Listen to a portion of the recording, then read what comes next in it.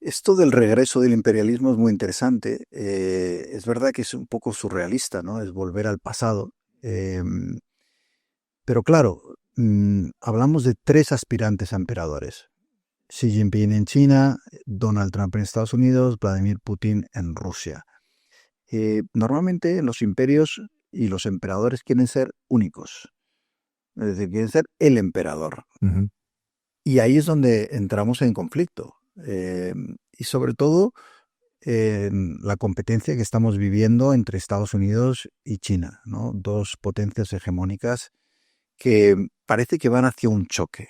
Mm, ¿Tú crees que ese choque es un riesgo?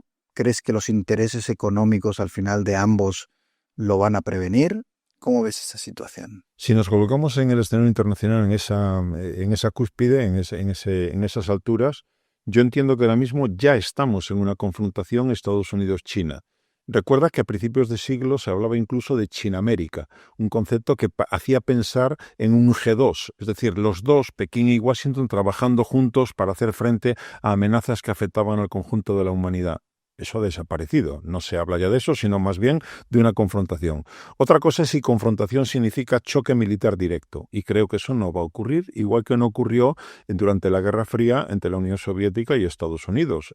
Eran conscientes de que un choque militar directo suponía un suicidio colectivo. Para ambos. Para ambos, nadie ganaría, la victoria sería imposible, por lo tanto, salvo que tengas vocación suicida, no entras en ese choque directo, lo cual no quita que por interposición manejen sus peones aquí o allá para defender sus propios intereses. Luego, entiendo que estamos y vamos a seguir estando con el centro de gravedad de los asuntos mundiales centrado en el Indo-Pacífico, con Estados Unidos intentando mantener su hegemonía y conteniendo a China, y con China intentando romper esa contención y expandirse, y cortejando uno y otro a otros países para colocarlos en su bando. Y mientras tanto Rusia intentando entrar también en esa dinámica. Y es ahí, por apuntar algo que ya empezamos a ver y que puede darle cierta coherencia a lo que está haciendo Trump en relación con Ucrania y por lo tanto también con Putin, que sería lo mismo, y ya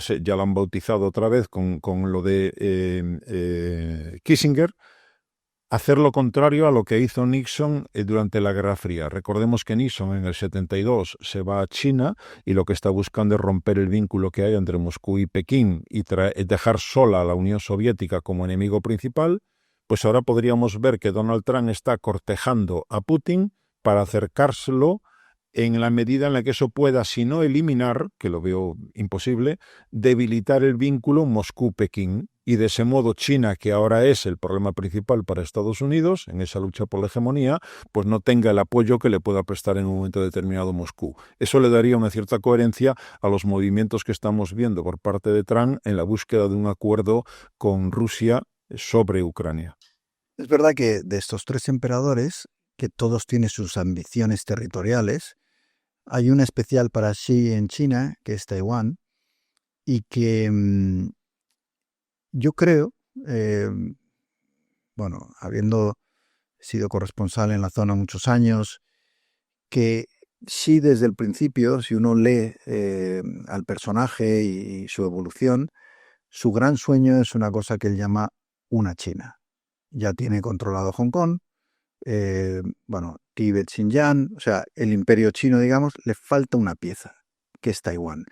Y que su gran sueño personal, pero también su ambición para esa gran nación, ese gran imperio, es cerrar el imperio con Taiwán. Si eso se produjera, ¿no ves la posibilidad de un conflicto con Estados Unidos armado?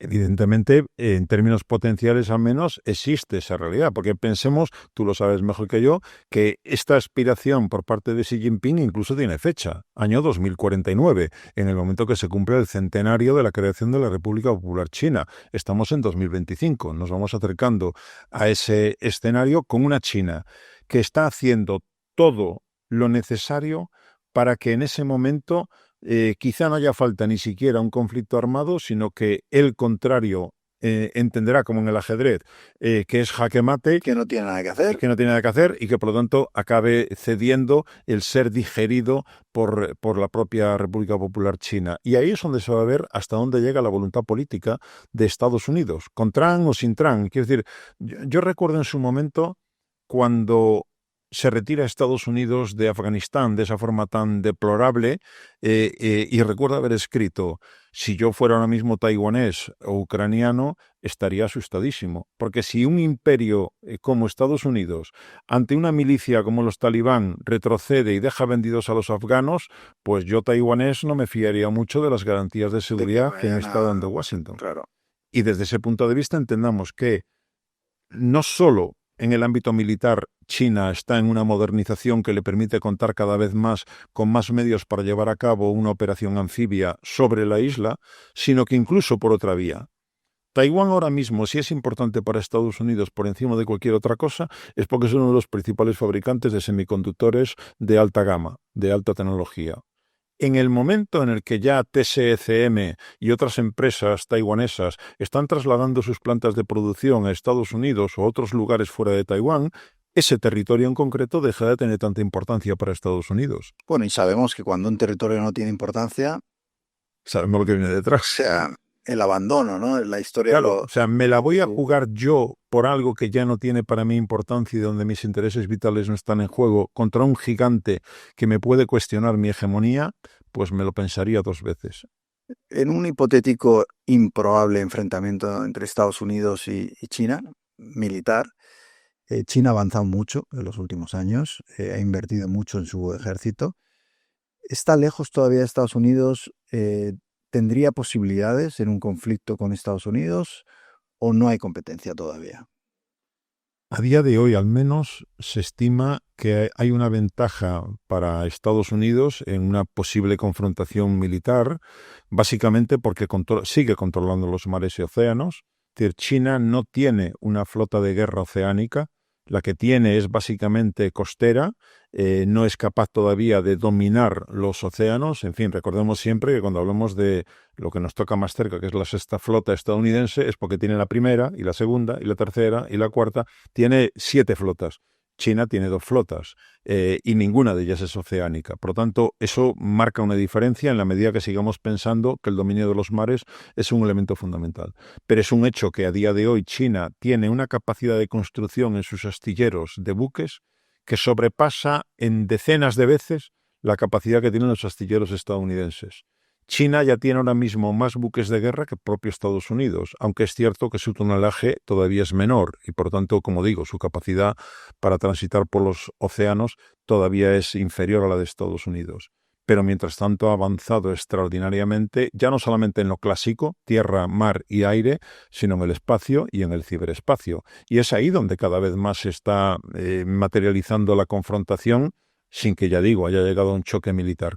Pero es evidente que China está reduciendo de manera muy significativa la ventaja que hasta hace muy poco mantenía Estados Unidos. Y en esa competencia está también, por supuesto, la tecnología. Y Europa y Estados Unidos están viendo cómo China en muchos campos importantísimos del futuro está ya por delante, ¿no? Lo vemos, por ejemplo, a nivel consumidor en los coches eléctricos. El otro día yo recuerdo que un amigo que se dedica a la automoción me dijo que las empresas chinas están construyendo coches ya con calidad europea, pero a un precio un 40% más baratos. Es decir, y es uno solo de los muchos campos en los que China está avanzando. Ahí sí que da la sensación de que aquella frase, ¿no?, de Napoleón, que luego no sé si la dijo Napoleón, probablemente no, ¿no?, de cuando China despierte temblará el mundo o algo parecido. China ha despertado y, y hay gente y algunos analistas de mucho prestigio, o que yo al menos respeto mucho, que creen inevitable que la próxima potencia hegemónica en el mundo sea China. Es decir, que de esos 3 emperadores de los que estamos hablando, de esos imperios, Estados Unidos, Rusia y China, la partida la va a ganar China. ¿Tú cómo lo ves? Si miramos en términos históricos, y tú conoces esa realidad perfectamente, podemos entender que, recordemos, China en chino significa el imperio del centro. Es decir, yo estoy en el centro del escenario, todos los demás estáis a mi alrededor, más o menos importantes, pero yo soy el que ocupa el centro del escenario. Por lo tanto, en lo que estoy ahora mismo es en la vuelta a mi lugar natural. He estado durante los últimos 150 años fuera de juego, el siglo de la humillación, tal como lo denomina la propia China, pero estoy de vuelta. Y estoy de vuelta jugando, hablando ya de tú a tú en la mayor parte de todos los ámbitos en los que se define dónde está el poder, tanto económicamente como militarmente, como culturalmente. Quizá en el ámbito cultural es donde claramente va en desventaja China, no solamente por la dificultad del idioma que pueda haber en otras latitudes y el hecho de que el inglés es la lengua franca que tenemos a día de hoy en prácticamente todo el planeta, pero ya digo, todo eso acerca a China a ese sueño de volver a ocupar el lugar que cree que le corresponde. Luego, desde luego, en la competencia actual, si le añadimos, si resaltamos la importancia de la tecnología, como decías, y solamente, de acuerdo contigo, los automóviles como un mero ejemplo, pensemos en computación cuántica, en inteligencia artificial y en semiconductores. China está acortando de tal manera la distancia que a día de hoy lo resumiría en un solo apunte, más allá de lo de los automóviles. DeepSeek. DeepSeek nos muestra que toda la política estadounidense de intentar dejar a China fuera en el ámbito tecnológico, no permitiendo que le lleguen semiconductores de alta gama y restringiendo el comercio en ese ámbito tecnológico, no han dado resultado. Porque resulta que sin utilizar semiconductores de alta gama han conseguido un producto DeepSeek que es aparentemente mucho más barato, menos consumidor de energía y con mejores resultados que el ChatGPT, que se había colocado como referente fundamental. Por lo tanto, hemos estimulado unos y otros la capacidad de innovación de China, de tal forma que hace bastante tiempo ya que China ha dejado de ser un imitador tecnológico para convertirse en un innovador tecnológico. Y todo eso, en definitiva, acorta los plazos para que China efectivamente, si no podamos garantizar que va a ser el próximo hegemón, sí para poder pelear por serlo.